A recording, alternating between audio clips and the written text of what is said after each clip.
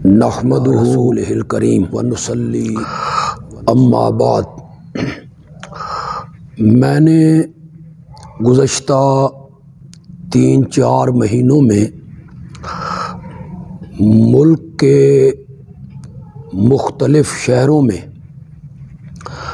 اپنی تقاریر کے اندر ایک جملہ بار بار دہرایا اور لوگوں کے ذہنوں میں اس جملے کو بٹھانے کی کوشش کی کہ صحابہ تاریخی اور کتابی شخصیات نہیں ہیں بلکہ صحابہ قرآنی شخصیات ہیں۔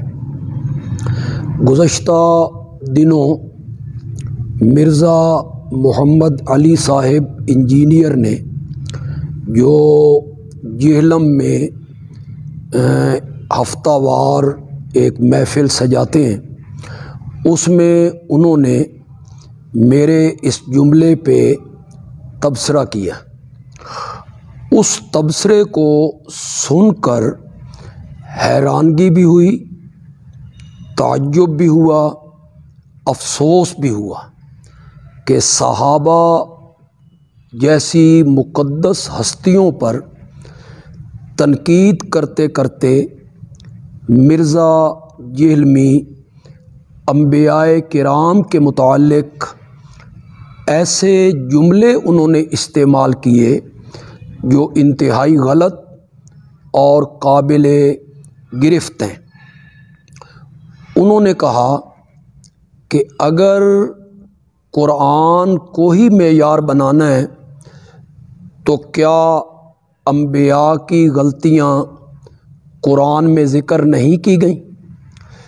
تو اس میں اس نے کچھ انبیاء کا تذکرہ بھی کیا، جس میں حضرت سیدنا آدم علیہ السلام، حضرت سیدنا موسیٰ علیہ السلام، حضرت سیدنا نوح علیہ السلام کا خاص طور پہ اس نے ذکر کیا۔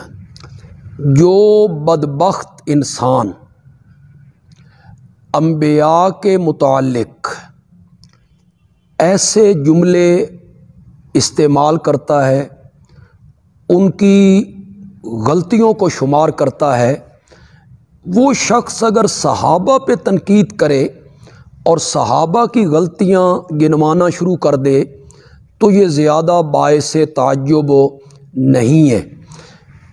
انبیاء کی علیاذ باللہ غلطیوں کو شمار کرتے کرتے اس نے امام الانبیاء حضرت محمد الرسول اللہ صلی اللہ علیہ وسلم کے بارے میں اس کو بھی اس نے غلطی میں شمار کر دیا کہ بدر کے قیدیوں کے بارے میں جو آپ نے فدیہ لے کر انہیں رہا کر دیا تھا تو اللہ نے اس پر بڑی تنبیہ کی اور عذاب عظیم کا اللہ نے وہاں ذکر کیا۔ وہ آیت جو سورۃ انفال میں ہے، لولا کتاب من اللہ سبق لمسکم فیما اخذتم عذاب عظیم، اس جاہل آدمی کو اس بات کا شاید علم نہیں کہ لولا کس جگہ پہ استعمال ہوتا ہے اور لولا کے استعمال کے بعد اس آیت کا معنی کیا بنتا ہے۔ شاید اس نے سورۃ یوسف نہیں پڑھی اور سورۃ یوسف میں حضرت یوسف علیہ السلام اور زلیخا کا جو واقعہ ذکر کیا گیا شاید اس کو اس نے پڑھا نہیں ہے۔ وہاں ہے وَلَقَدْ ہَمَّتْ بِهِ وَهَمَّ بِهَا لَوْلَا أَن رَّأَىٰ بُرْهَانَ رَبِّهِ، تو یہاں لولا نے کیا معنی دیا ہے اس پر توجہ کرنے کی ضرورت ہے۔ مرزا انجینئر صاحب نے حضرت آدم علیہ السلام کا گناہ اور ان کی غلطی گنوائی کہ جنت میں ان کے کپڑے اتروا دیے گئے۔ اس شخص کو اتنا بھی علم نہیں کہ قرآن مقدس میں اللہ رب العزت نے جب اس واقعہ کو ذکر کیا تو فرمایا فناسیہ ولم نجد لہو عزما، آدم بھول گئے تھے اور ہم نے اپنی نافرمانی پر آدم کا عزم اور آدم کا ارادہ نہیں پایا۔ نسیان اور گناہ، نسیان اور غلطی، اس کے درمیان جو ایک فرق ہے، مرزا صاحب نے اس فرق کو ملحوظ خاطر نہیں رکھا۔ حضرت موسیٰ علیہ السلام کے متعلق کہ انہوں نے ایک شخص کو مکہ مارا اور وہ شخص مر گیا، اسے بھی حضرت موسیٰ کی غلطی میں انہوں نے شمار کر دیا اور اسے بطور دلیل پیش کیا، حالانکہ ایک ادنا فہم اور علم رکھنے والا شخص وہ بھی جانتا ہے کہ گناہ قصدن ہوتا ہے، ارادتاً ہوتا ہے۔ قصدن اور ارادتاً ایک کام کیا جائے تو وہ اللہ کی نافرمانی میں شامل ہوتا ہے، اور اگر کسی کام میں قصد اور ارادے کا دخل نہ ہو تو اسے گناہ اور غلطی شمار نہیں کیا جاتا۔ یہاں حضرت موسیٰ علیہ السلام کا یہ عمل ہے اور یہ جو ان کا فعل ہے یہ قصدن اور ارادتاً نہیں ہے۔ بھلا کبھی ایک مکے سے بھی کوئی بندہ مر جاتا ہے؟ چنانچہ مرزا جہلمی نے اس پر جو تیسری دلیل پیش کی وہ حضرت نوح علیہ السلام سے انہوں نے پیش کی کہ حضرت نوح علیہ السلام نے اپنے مشرک بیٹے کے لیے دعا کی تھی اور اللہ نے اس پر ان کو تنبیہ کی، اور یہ حضرت نوح علیہ السلام کی غلطی ہے، اسے بھی ان کی غلطی میں شمار کیا ہے۔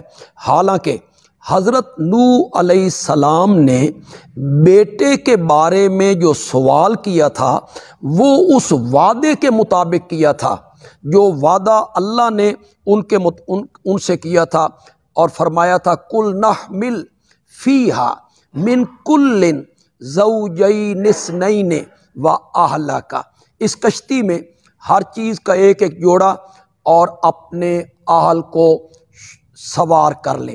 حضرت نوح علیہ السلام نے اللہ رب العزت کے اس وعدے سے یہ سمجھا کہ میرا بیٹا بھی میری اہل میں ہے، اس لیے حضرت نوح کہتے ہیں ان نبنی من اہلی، میرا بیٹا میری اہل ہے، اور اللہ نے جواب میں فرمایا انہ لیس من اہلک انہ عمل غیر صالح، یہ آپ کی آل اور آل نہیں ہے، اس لیے کہ اس کے عمل اچھے نہیں ہیں۔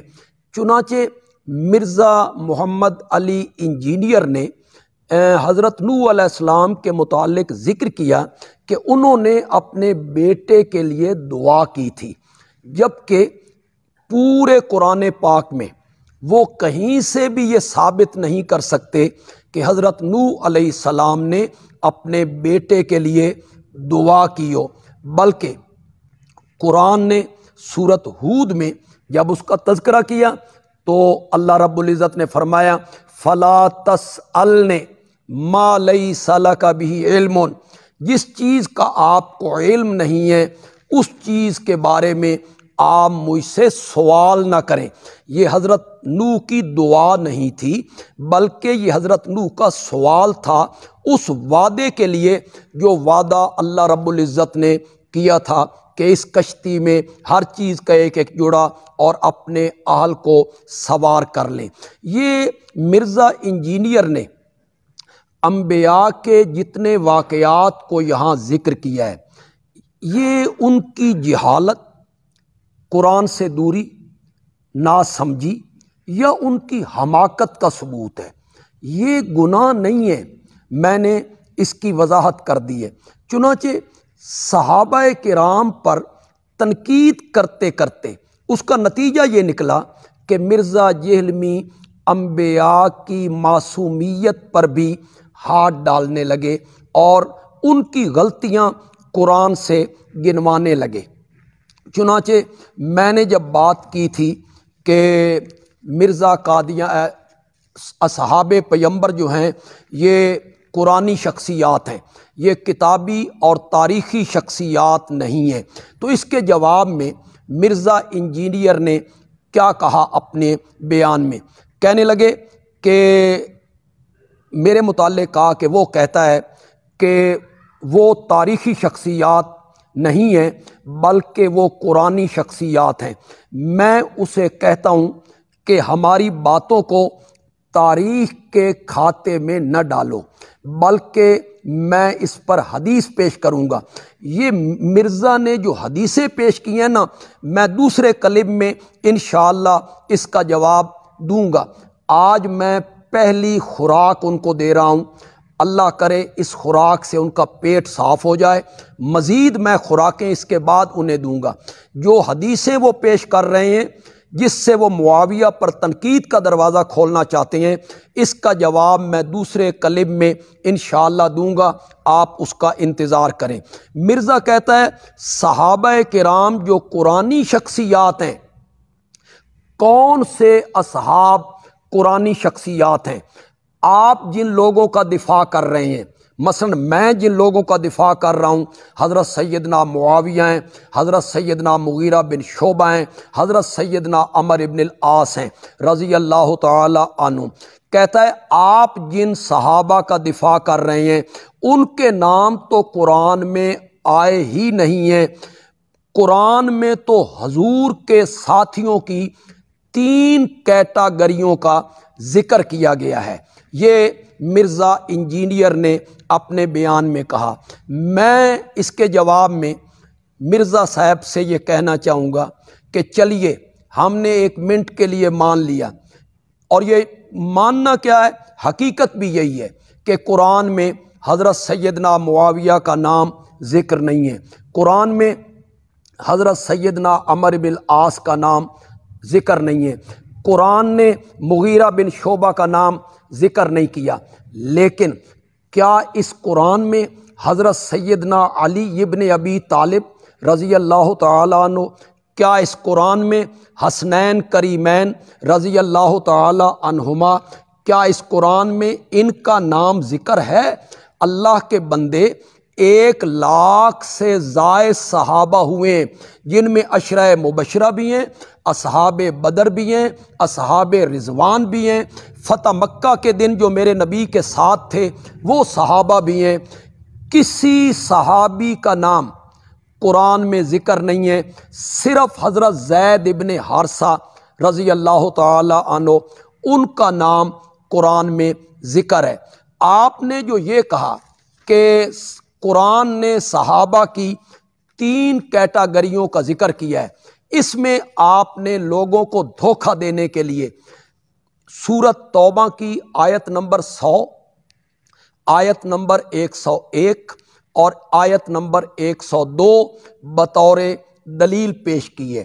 اس میں جو آیت نمبر 100 ہے، والسابقون الاولون من المہاجرین والانصار والذین اتبعوہم بإحسان رضی اللہ عنہم ورضوا عنہ، اس میں سبقت کرنے والے، پہلے ایمان لانے والے، نبی پاک صلی اللہ علیہ وسلم کا ساتھ دینے والے، مہاجر، انصار، اور جن لوگوں نے ان مہاجرین و انصار کی صدق دل سے پیروی کی، اس میں تابعین بھی شامل ہو گئے۔ پہلے آیت نمبر 100 میں اللہ رب العزت نے ان کا تذکرہ کیا ہے، اور آیت نمبر 101 میں اللہ رب العزت نے خالص منافقین کا ذکر کیا ہے۔ چنانچہ اس کو 1 مرتبہ جتنے لوگ میری اس ویڈیو کو سن رہے ہیں وہ غور سے اس آیت کو سنیں جناب۔ قرآن پاک نے آیت نمبر 101 میں کن لوگوں کا ذکر کیا ہے؟ جنہیں مرزا جہلمی اپنی بددیانتی اور قرآن میں تحریف کا مرتکب ہو کر اس نے اس آیت سے بھی صحابہ کی کیٹاگری ثابت کی ہے۔ اس آیت نمبر 101 میں ارشاد ہوتا ہے وَمِمَّنْ حَوْلَكُم مِّنَ الْأَعْرَابِ مُنَافِقُونَ وَمِنْ أَهْلِ الْمَدِينَةِ مَرَدُوا عَلَى النِّفَاقِ لَا تَعْلَمُهُمْ نَحْنُ نَعْلَمُهُمْ۔ یہ مدینہ کے کچھ لوگ یہ بھی منافق ہیں جو آپ کے ارد گرد ہیں، آس پاس ہیں، اور مدینے کے رہنے والے اور مدینے کے آس پاس جو رہنے والے دیہاتی لوگ ہیں وہ بھی، اور کچھ مدینے کے لوگ وہ بھی منافقت پہ اڑے ہوئے ہیں، جمے ہوئے ہیں۔ آپ ان کو نہیں جانتے، ہم ان کو جانتے ہیں۔ اس میں واضح طور پر منافقین کا ذکر ہے، لیکن مرزا نے اسے بھی صحابہ میں شمار کیا، صحابہ کی دوسری کیٹاگری ان لوگوں کو بنایا، لیکن یہودیوں کی طرح کچھ حصہ کتاب کا پڑھا اور کچھ حصے پر پردہ ڈال دیا۔ اس آیت کا پہلا حصہ پڑھا ہے انہوں نے، اور آیت کے دوسرے حصے کو انہوں نے چھوڑ دیا ہے۔ دوسرے حصے میں اللہ کہتے ہیں سنعذبہم مرتین، ہم ان کو عذاب دیں گے 2 مرتبہ، ثم یردون الی عذاب عظیم، اور پھر ہم ان کو ایک عذاب عظیم کی طرف لوٹا دیں گے۔ بولیے جناب، کیا صحابہ کو اللہ دگنے عذاب سے دوچار کیا کرتا تھا؟ کیا صحابہ مرنے کے بعد یا قیامت کے دن عذاب عظیم کی طرف لوٹائے جائیں گے؟ الیاذ باللہ، آپ نے آیت کا یہ حصہ چھوڑا، اس کو ترک کیا، صرف لوگوں کو دھوکہ دینے کے لیے اور عوام کی آنکھوں پر پردہ ڈالنے کے لیے۔ اس دوسری آیت میں خالصتاً منافقین کا ذکر ہوا ہے، جو مدینہ کے ارد گرد مختلف دیہاتوں میں رہتے تھے یا مدینے کے اندر رہتے تھے۔ ان کے لیے عذاب کا بھی ذکر ہے دنیا کے اندر، اور ان کے لیے عذاب عظیم کا ذکر ہے آخرت کے اندر۔ چنانچہ اس سلسلے میں جو تیسری جماعت، جس کو آپ نے تیسری کیٹاگری بنایا اور آپ نے اس میں اپنے طور پر تفسیر کرتے ہوئے آپ نے کیا کہا، اس کو میں ذکر کرتا ہوں۔ وہ تیسرے کون ہیں جی؟ وَآخَرُونَ اعْتَرَفُوا بِذُنُوبِهِمْ، اور کچھ اور ہیں جنہوں نے اپنے گناہوں کا اعتراف کر لیا۔ خَلَطُوا عَمَلًا، انہوں نے ملے جلے عمل اور کام کیے، صالحاً عملاً صالحاً وآخر سیئاً، کچھ عمل انہوں نے اچھے کیے اور کچھ عمل انہوں نے برے کیے۔ عسى اللہ، قریب ہے کہ اللہ ان کی توبہ قبول کر لے، بے شک اللہ بخشنے والے مہربان ہیں۔ یہ آیت نمبر 102 ہے جی، جس کو مرزا صاحب نے اصحاب پیمبر کی تیسری کیٹاگری بنایا، اور اس میں انہوں نے کہا کہ میں یہ جملے بولے ہیں انہوں نے کہ میں سمجھتا ہوں کہ معاویہ، عمر ابن العاص اور مغیرہ بن شعبہ اس تیسری کیٹاگری میں شامل ہوتے ہیں۔ میں مرزا انجینئر سے اور مرزا انجینئر کے جتنے ساتھی ہیں یا اس کی تعریفیں کرنے والے ہیں یا اس کے علم کے قائل ہیں، میں سب کو چیلنج کرتا ہوں کہ تمام مفسرین جتنی تفسیریں آج تک لکھی گئی ہیں، ان میں سے کوئی معتبر اور مستند تفسیر، 3 تفسیریں آپ پیش کر دیں، معتبر بھی ہوں مستند بھی ہوں، جنہوں نے یہ لکھا ہو کہ آیت نمبر 102 سے معاویہ، مغیرہ، عمر ابن العاص ثابت ہو رہے ہیں اور یہ مراد ہیں۔ اور اگر یہ نہیں ہے تو آپ بار بار اپنی محفلوں میں بڑے دھڑلے سے یہ بات کہتے ہیں، میں کسی بابے کو نہیں مانتا، بابے کوئی شے نہیں ہے۔ آپ بابوں کو مانتے نہیں ہیں اور اپنی رائے مسلط کرنا چاہتے ہیں کہ میں یوں کہتا ہوں یا میرا یہ خیال ہے۔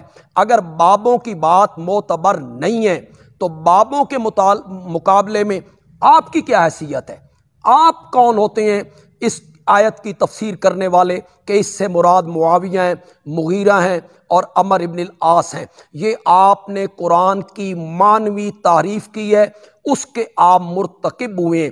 آئیے میں آپ کو بتاتا ہوں، تفسیر کی کتابیں اٹھا لیجئے، جتنے مفسرین ہوئے تقریباً اکثر مفسرین نے اس آیت نمبر 102 سے وہ صحابہ مراد لیے ہیں جو بغیر کسی عذر کے غزوہ تبوک میں شریک نہیں ہو سکے تھے، اور جب نبی اکرم صلی اللہ علیہ وسلم واپس تشریف لائے تو انہوں نے اپنی غلطی کا اعتراف کرتے ہوئے اپنے آپ کو مسجد نبوی کے ستونوں سے باندھ دیا تھا کہ ہماری معافی کا اعلان ہو اور نبی اکرم صلی اللہ علیہ وسلم ہمیں اپنے ہاتھ مبارک سے ہماری رسیاں کھولیں اور ہمیں آزاد کریں۔ یہ صحابہ مراد ہیں، ان کی توبہ قبول ہو گئی، چند دنوں کے بعد ہی ان کی توبہ اللہ رب العزت نے قبول فرما لی اور انہیں میرے آقا نے اپنے ہاتھوں سے کھول دیا تھا۔ یہ ہیں وہ صحابہ، اور یہ جو ہے خلطوا عملا صالحا و آخر سیئا، عملا صالحا سے مراد ہے ان کا ایمان لانا، عملا صالحا سے مراد ہے ان کا میرے نبی کے پیچھے نماز پڑھنا، عملا صالحا سے مراد ہے ان کا بدر، احد، خندق میں شامل ہونا، و آخر سیئا سے مراد ہے غزوہ تبوک سے بلا عذر ان کا پیچھے رہ جانا۔ یہ تفسیر کی ہے تمام مفسرین نے، اور آپ نے مفسرین سے ہٹ کر اپنے خیال کا اظہار کیا کہ اس سے مراد معاویہ ہیں، خلطوا عملا صالحا و آخر سیئا، کہ اس سے یہ لوگ مراد ہیں۔ آپ کوئی سے 3 مفسر پوری صدیوں میں ان سے کوئی مستند قول آپ پیش کریں، یہ میرا آپ پر قرض ہے۔ اگر آپ میرے اس کلپ کا جواب دیں گے اور آپ میں جرأت ہوگی جواب دینے کی، تو پھر آپ پر قرض ہے میرا کہ آپ نے اس جواب میں آیت نمبر 102 کے سلسلہ میں مفسرین کے حوالے پیش کرنے ہیں کہ اس سے معاویہ، عمر بن العاص اور مغیرہ بن شعبہ مراد ہیں۔ اور اگر آپ میں یہ جرأت نہ ہو اور آپ یہ نہ کر سکیں تو پھر اپنے اللہ کے حضور معافی مانگیں کہ آپ نے اصحاب پیغمبر کے متعلق ایک بہت بڑی بات کی ہے اور آپ نے بہتان باندھا ہے۔ آپ نے صحابہ کو 3 کیٹیگریوں میں تقسیم کیا، اور سورۃ توبہ کی آیت نمبر 100، 101، 102 کا ذکر کیا، جبکہ 101 میں واضح طور پر منافقین کا ذکر ہو رہا ہے، ان کے لیے عذاب کا ذکر ہو رہا ہے، دنیا میں بھی آخرت میں بھی۔ آئیے میں آپ کو بتاتا ہوں، قرآن نے صحابہ کی 2 کیٹیگریوں کا ذکر کیا ہے۔ سورۃ حدید ہے، 27واں پارہ ہے، سورۃ حدید کی آیت نمبر 10 ہے۔ کھولیے نہ اسے، کبھی قرآن کے اس حصے کو بھی کھولیے گا اور اسے بھی لوگوں کے سامنے پیش کیجئے گا۔ قرآن نے صحابہ کی 2 کیٹیگریوں کا ذکر کیا ہے، فتح مکہ سے پہلے ایمان لانے والے اور فتح مکہ کے بعد ایمان لانے والے، فتح مکہ سے پہلے جہاد کرنے والے اور فتح مکہ کے بعد جہاد کرنے والے، فتح مکہ سے پہلے مال خرچ کرنے والے اور فتح مکہ کے بعد مال خرچ کرنے والے۔ اللہ نے پہلوں کا مرتبہ پچھلوں سے بلند، بہت عظیم، بہت اعلیٰ قرار دیا ہے، اور اس کے بعد اللہ نے صحابہ کے ان دونوں گروہوں کے متعلق کہا کلًا وعد اللہ الحسنی، مقام ان کا زیادہ ہے جو فتح مکہ سے پہلے ایمان لائے، فتح مکہ سے پہلے جہاد کیا، لیکن جنت کا وعدہ ہم نے سب سے کر لیا ہے، فتح مکہ کے دن ایمان لائے ہوں، فتح مکہ کے بعد ایمان لائے ہوں، جنت کا وعدہ ہم نے نبی اکرم صلی اللہ علیہ وسلم کے ہر صحابی کے ساتھ ہم نے جنت کا وعدہ کیا ہے۔ چنانچہ ایک بات جو آپ نے کہی رضی اللہ عنہم ورضوا عنہ کے سلسلہ میں، آپ نے اس میں بھی بددیانتی سے کام لیا، لوگوں کو آپ نے دھوکہ دیا اور لوگوں کی آنکھوں میں دھول جھونکی ہے۔ آپ نے یہ کہا کہ رضی اللہ عنہ ورضوا عنہ، یہ کون سی بات ہے؟ امام مسلم کے شاگرد نے اپنے استاد مسلم کے حق میں رضی اللہ عنہ لکھا ہے، امام شافعی نے کتاب الام میں امام ابو حنیفہ رحمۃ اللہ علیہ کے متعلق رضی اللہ عنہ لکھا ہے۔ پھر آپ نے یہ کہا کہ المحند کے جو لکھنے والے ہیں، تائید کنندگان ہیں، ان کے لیے بھی رضی اللہ अन्हुम लिखा गया है। यहाँ असल आप की बात का जवाब देने से पहले मैं दरमियान में एक बात करना चाहता हूँ। अल मुहन्नत के मुतालिक आपने एक बात कही और उसमें आपने कहा कि खुडों से बाहर निकलो, क्यों छुपे हुए हो, दुनिया बदल गई है, दुनिया चेंज हो गई है। मैं कहता हूँ कि हम किसी खुड में नहीं हैं, हम बिल्कुल वाज़े तौर पर सामने हैं। लेकिन जब कराची के मौलाना मुफ्ती तारिक मसूद जेहलम में आपके घर में, आपके शहर में अल मुहन्नत पे बात करने के लिए आए थे, तो आप किस खुड में छुपे हुए थे? आप किस खुड में मौजूद थे? आपको निकलने की तौफीक नहीं हुई।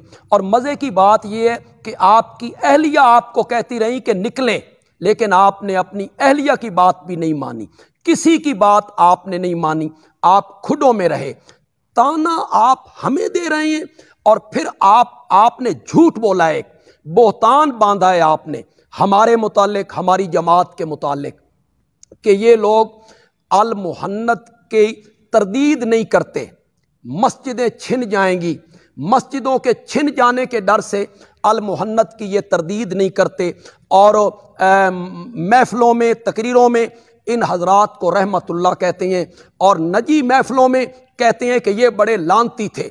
इन्ना लिल्लाहि व इन्ना इलैहि राजिऊन।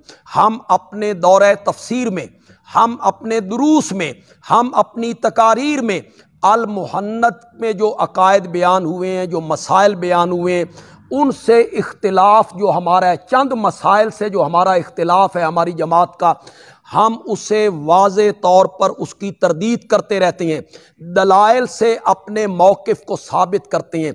लेकिन हम में से किसी मोतबर आलिम ने, हमारे किसी मोतबर ख़तीब ने आज तक अल मुहन्नत के तायीद कुनिंदगान या अल मुहन्नत को तहरीर करने वाली शख्सियत या उनके तायीद करने वाले जो उलमा हैं, इनके मुतालिक लानती का लफ्ज़ हम में से किसी मोतबर आलिम और ख़तीब ने आज तक इस्तेमाल नहीं किया है। मिर्ज़ा साहब, आपके इल्म में कि बोहतान बांधना कितना बड़ा गुनाह है।